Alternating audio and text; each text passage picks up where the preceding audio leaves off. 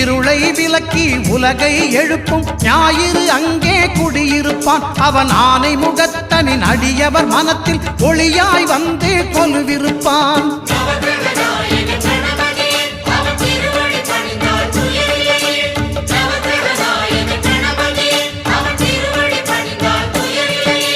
ஒன்பது கோளும் ஒன்றாய் காண அங்கு கற்பகம் என்னும் கடவுளின் மெய்யில்